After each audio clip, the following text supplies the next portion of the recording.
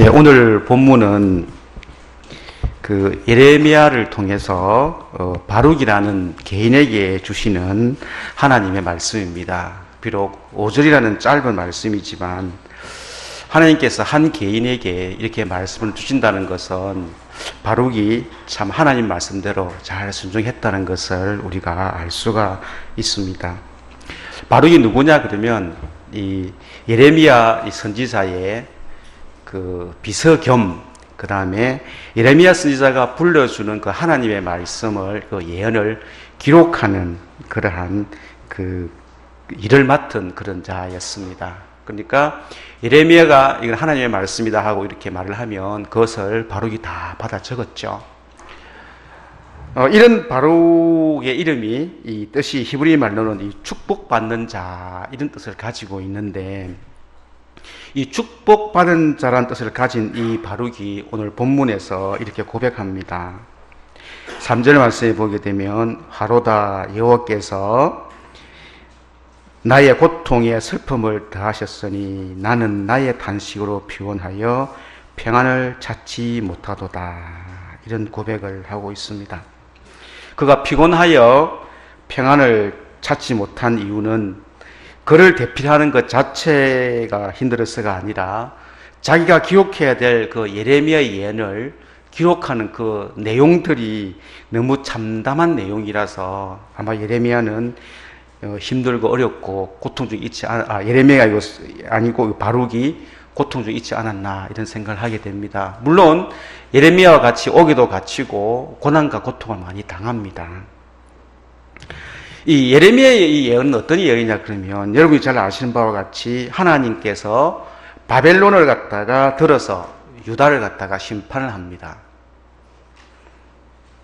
그러니까 예레미야는 유다가 살 길은 바벨론에 항복하는 길이다. 항복하는 길이다. 그래야 너가 산다. 그러거든요. 그러니까 유다 임금이나 그 고관들 입장에서 보면 이 예레미야는 매국노입니다. 아니 싸워도 시할 판에 항복하라고 그렇게 되는 거죠. 그렇지만 하나님은 예레미야를 통해서 항복하라고 하십니다. 이러한 내용을 전하는 예레미야도 가슴이 아팠지만 이것을 기록하는 바룩 역시 마음이 아팠을 것입니다. 그런 바룩에게 하나님께서는 5절 말씀을 이렇게 말씀하고 있습니다. 내가 너를 위하여 큰 일을 찾느냐 그것을 찾지 말라 이런 말씀을 합니다.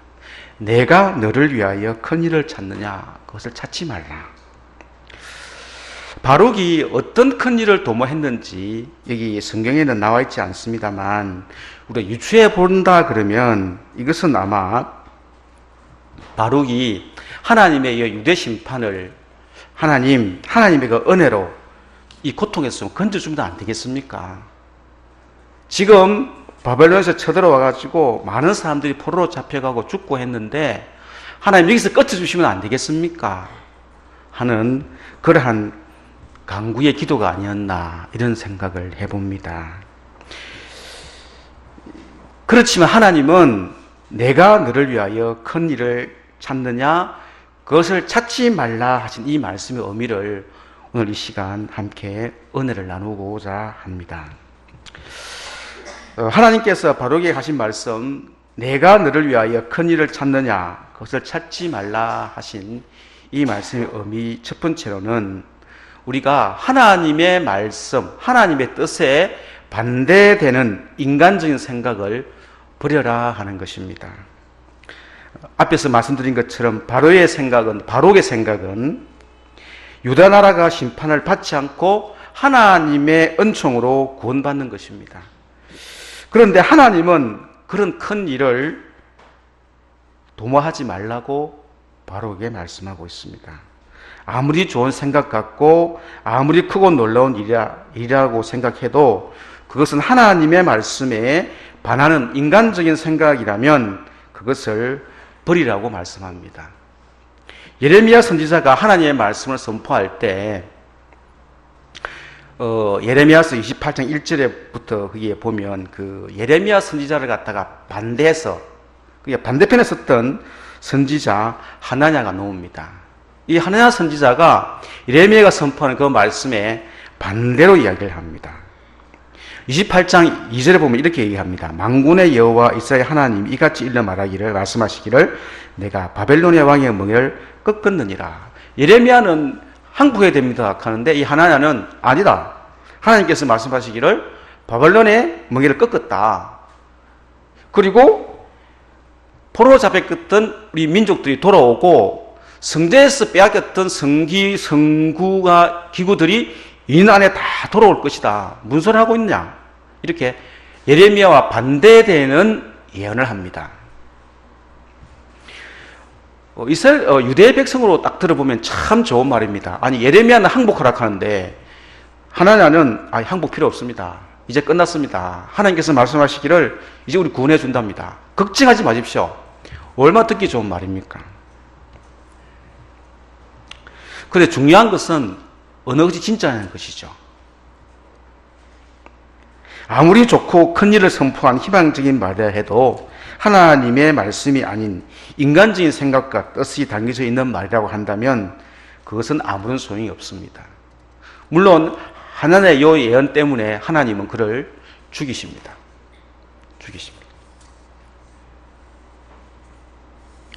유다 백성들이 바벨론의 항복을 하라 하는 그 예레미야의 그 예언에 반대되는 이유가 있습니다. 하나님의 말씀에 순종하지 못한 이유가 있습니다. 그게 뭐냐? 강대국 애굽이 있었습니다. 애굽하고 협상을 잘해서 같이 힘 모아서 바벨론하고 한판 붙으면 이길 것 같거든요.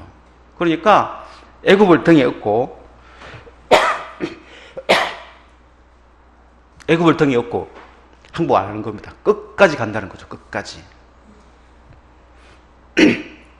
그러나 역사는 하나님 뜻대로 움직여지지 인간의 생각대로 움직여지지 않습니다. 결국 이 유대민족은 주전 587년에 바벨론의 그 느부갓네살 왕에 의해서 멸망을 당합니다. 하나님께서 바로게 하신 말씀, 내가 너를 위하여 큰 일을 찾느냐? 그것을 찾지 말라 하는 이 말씀 우리는 기억해야 됩니다. 내가 하고자 하는 일들이 하나님의 뜻에 맞느냐 아니면 아니냐를 갖다가 잘 판단하셔야 됩니다. 두 번째로 큰 일을 찾지 말라 요 의미는 하나님의 주권을 인정하라는 겁니다. 그리고 그 말씀에 순종하라는 겁니다. 인간적인 생각뿐만 아니라 우리가 하나님의 주권을 인정해야 되는데 4절 말씀에 보게 되면 보라 나는 내가 세운 것을 헐기도 하며 내가 심은 것을 뽑기도 하나니 온 땅에 그리하겠거늘 이렇게 말씀하고 있습니다. 이 말씀은 하나님이 역사의 주관자가 되신다는 말씀입니다. 예레미야 당시 역사의 추는 바벨론에 기울어져 있었습니다. 그래서 그것은 바벨론이 강해서가 아니라 하나님이 바벨론을 하나님의 도구로 사용했기 때문에 그렇습니다. 그래서 성경은 바벨론의 그 느부갓네살 왕을 하나님의 종으로까지 표현하기도 했습니다. 역사는 하나님의 손 안에서 하나님의 뜻대로 움직여집니다. 우리는 하나님의 주권을 인정하고 그 말씀에 순종하는 삶을 살아가는 것이 바로 하나님의 백성으로서의 올바른 신앙의 자세인 줄 믿습니다. 우리가 신앙생활을 하면서 가장 이해하기 어렵고 받아들이기 어려운 것이 바로 이 하나님의 주권을 인정하는 것입니다. 우리 생각에는 사업의 성공이지만 하나님의 뜻이 사업의 실패고 좌절이라 그러면 우리는 그 뜻에 순종해야 됩니다. 왜 그렇느냐? 여러분이 잘 아시는 바와 같이 이사야 55장 8절과 9절에 그렇게 하나님은 우리에게 말씀하고 있습니다. 내 생각이 너희 생각과 다르다. 내 길은 너희 길과 다르다. 하늘이 땅보다 높음 같이 내 길은 너희의 길보다 높으며 내 생각은 너희의 생각보다 높다고 말씀하고 있습니다.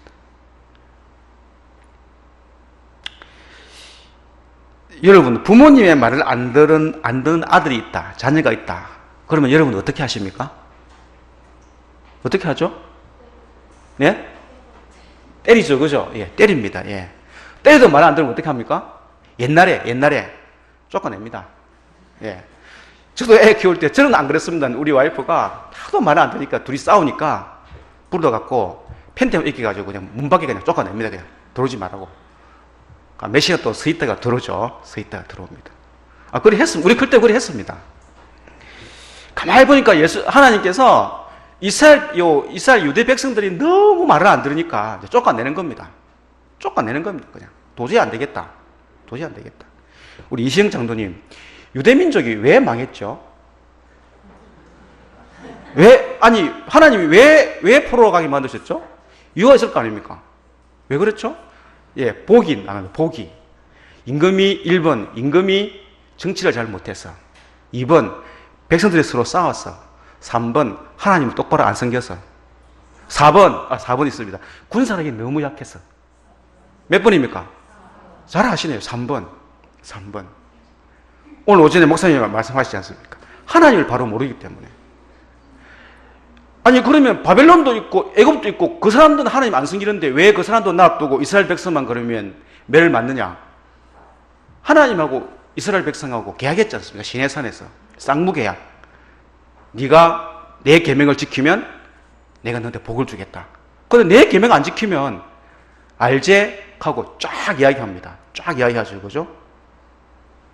전쟁이 따라다니고 기근이 따라다니고 그냥 말씀을 지키면 들어가도 복을 받고 나와도 복을 받고 계약했습니다. 계약. 그러니까 유대 민족을 하나님께서 도저히 너가 안 되겠다. 그래서 집에서 쫓아내는 겁니다. 쫓아내가지고 고생해봐라. 쫓아낸 겁니다. 몇 년 동안 쫓아내느냐? 70년 동안. 70년이 지나서 돌아오거든요. 돌아옵니다. 그러면 70년 포로 생활 딱 끝내고 돌아와서 이스라엘 백성들이 한 게 제일 참한 게 뭔지 아십니까? 뭐부터 했죠? 예, 성전 건축이에요. 성전 건축을 하려고 하고요. 그다음에 두 번째로 율법책을 하나 가져와가지고 온 성도들을 갖다가 모아놓고 온 백성을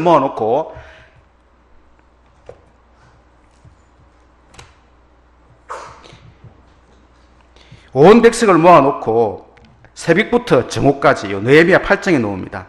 남자나 여자나 알아들을 만한 모든 사람 앞에 읽었다. 율법책을 읽었다 그랬습니다. 다 모아놓고 새벽부터 정오까지 율법책을. 그때 읽을 때 어떻게 한 줄 아십니까? 느헤미야서 8장 9절에 백성이 이 율법의 말씀을 듣고 다 우는지라. 다 울었습니다. 70년 동안 밖에 나가서 고생해 보니까 하나님이 어떤 분인가 그때 바로 알은 거죠. 우리가 왜 망했는지, 왜 전쟁에서 이렇게 갔는지를 갖다가 그때서 알은 겁니다. 하나님께서 그 사랑하는 이스라엘 백성들을 갖다 도저히 안 되니까 전쟁으로 기근으로 해서 집 밖에 쫓아내서 70년 딱 차니까 돌아오게 만들어서 깨닫게 만든 거죠. 다 울었습니다. 율법의 말씀을 읽을 때 다 울었다 그랬습니다. 말 안 들으면 쫓아냅니다.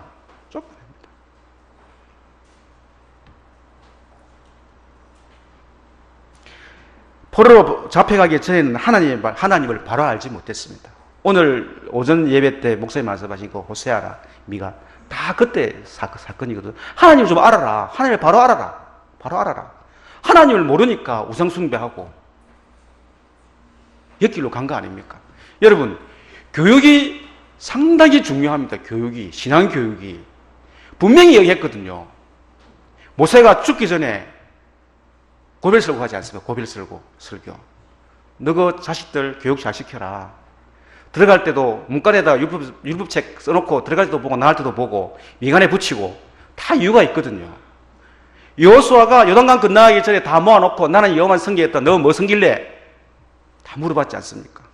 그런데 교육을 안 하니까 신앙교육이 끊기니까 대가 끊기니까 자녀들이 이렇게 고생한 겁니다.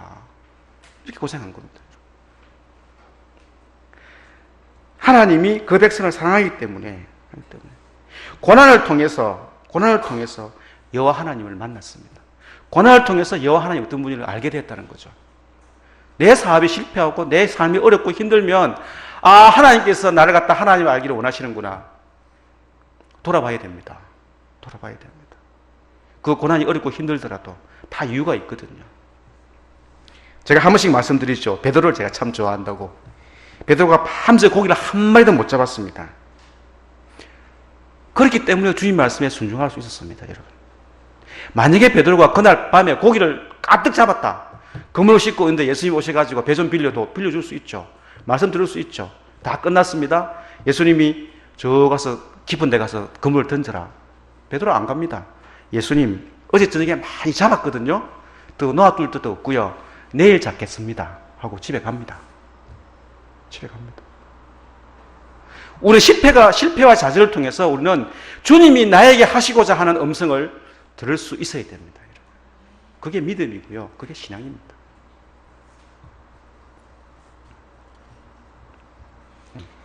학생들이 왜 공부할 때 기도해야 되느냐? 하나님의 주권이 거기에 있기 때문에 그럽니다. 지혜도. 사만한 사람이 왜 주님께 기도해야 되느냐? 하나님의 손에 달려 있어서 그렇습니다. 내 능력, 내 실력 믿고 내 마음대로 살아가는 삶 모르겠습니다. 그때는 잠깐 성공할 수 있을지 몰라도 끝은 아닙니다. 제 얘기를 한 번씩 제가 하곤 하는데 저도 한때는 성공이 뭔지를 알 정도로 그렇게 달려봤습니다. 그런데 하나님이 한순간 모든 걸 다 잃게 하셨습니다. 제가 돌아봤죠. 왜 그렇지? 그 당시는 못 깨달았습니다. 1년이 지나고 난 뒤에 이래서 하나님께서 그렇게 하셨구나. 그렇게 하셨구나. 깨달았죠. 그때부터 제가 그 일을 안 하죠. 그걸 안 하죠. 할 수가 없죠.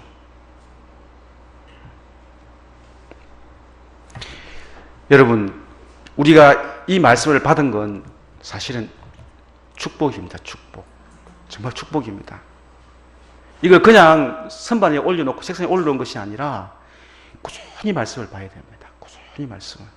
이런 축복입니다. 축복. 하나님 우리에게 주신 큰 축복이 성경인 것을 저는 최근에 다시 한 번 더 깨달았습니다.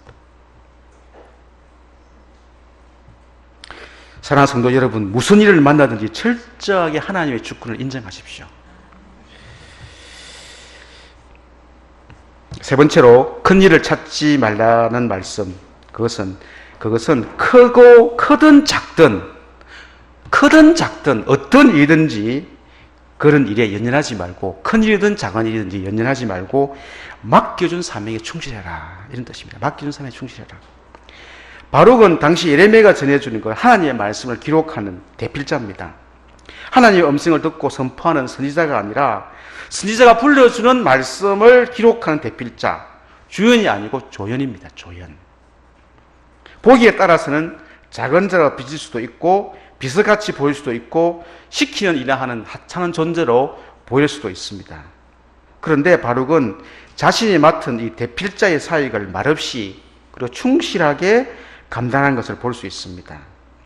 예레미야서를 보면 그건 한 번도 불평하거나 원망한 적이 없습니다. 심지어는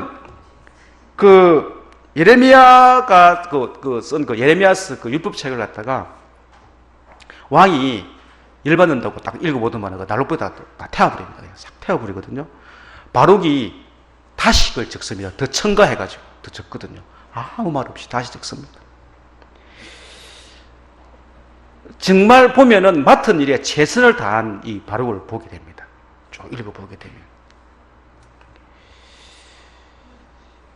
오늘 우리들의 그 생각과 신앙 속에는 이 큰 일을 하는 사람이 신앙생활을 잘한 사람이라는 그러한 사고방식을 좀 가지고 있는 것 같습니다. 그래서 교회에서 무슨 간증할 때도 큰 사업에 성공했다든지 고위 간직에 올랐다든지 이런 게 좀 돼야 간증할 수 있다고 이렇게 생각을 합니다.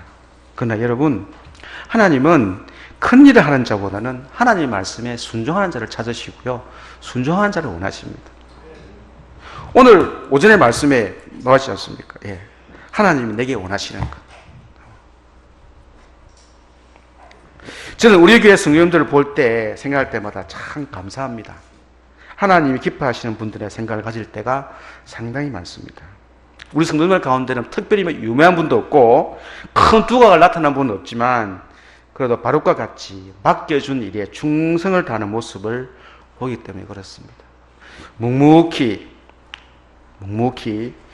청소하시는 우리 집사님들, 권사님들 아무 말 없이 그만 그렇습니까?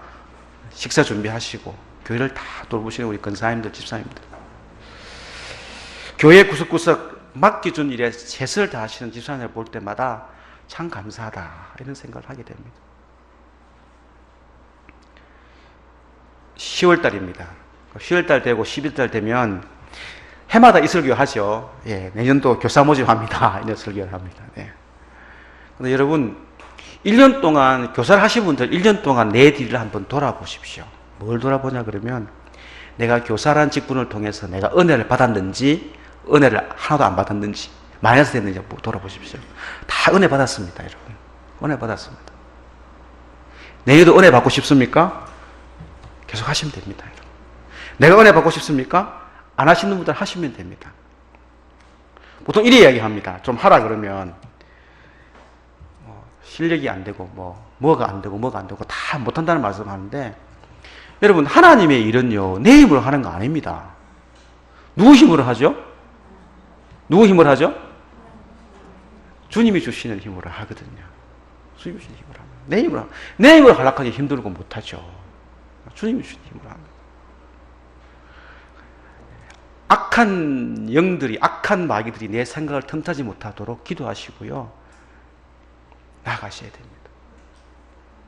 여러분, 3대 7 법칙 아십니까? 3대 7 법칙. 내가 성공하려면, 내 꿈을 이루려면 3대 7로 일을 해야 되는데, 3대 7 법칙이라는 게 있는데, 내가 꿈을 이루려고 하면 70% 내가 하고 내가 잘 할 수 있는 겁니다. 근데 30% 내가 하기 힘든 거거든요. 예를 들어 보겠습니다. 내가 몸이 좀 뚱뚱하고요, 내가 살 좀 빼야 되겠다, 이 부장하게. 그러면 뭐부터 해야 되죠? 예, 식단 관리부터 해야 되고, 헬스장 가서 1시간이고 2시간이고 운동해야 되고, 음식도 가려 먹어야 되고, 그런 관리를 갖다가 한 달도 아니고 한 서너 달 해야 되거든요. 근데 그거 할 자신 있습니까? 힘듭니다, 여러분. 힘듭니다. 근데 그걸 하면은 꿈은 이루어지거든요. 그게 30%에 들어갑니다. 내가 어떤 꿈을 이루려고 하면 70%는 내가 잘하는 겁니다. 하고 싶은 겁니다. 근데 30%는 힘든 겁니다. 근데 30%를 갖다가 뛰어넘어야 내가 하고자 하는 꿈을 이룰 수 있거든요. 애들 시험 공부 열심히 해가지고 시험 잘 넣으려고 하면 하기 싫은 30%, 새벽에 5시에 일어나서 공부해야 되고 12시까지 공부해야 되고 도서관 가야 되고 그거 해야 되거든요. 그거 안 하면 안 됩니다, 여러분. 7대3 법칙이거든요. 7대 30%. 하기 싫은 거 30%. 그걸 해야 성공합니다. 새벽에도 너무 힘들거든요. 그거 30% 들어갑니다. 되게 힘든 건데 그걸 해야 신앙이 자라거든요. 그 신앙이 자라는 겁니다. 그게 30%. 옆으로 약간 나갔습니다만 10월달 지나면서 1년을 돌아보면 정말 시간이 금방 간 것 같고요. 돌아보면 하나님, 제가 1년 동안 뭐 했죠? 이렇게 그러면 후회되는 것밖에 없어요. 잘했다 칭찬받는 건 별로 없는 것 같고요. 너 이거 할 수 있는데 안 했지? 30% 안 했지. 정말 하나님 앞에 후회 없는 삶을 살았으면 참 좋겠습니다. 힘들지만. 말씀을 마치겠습니다.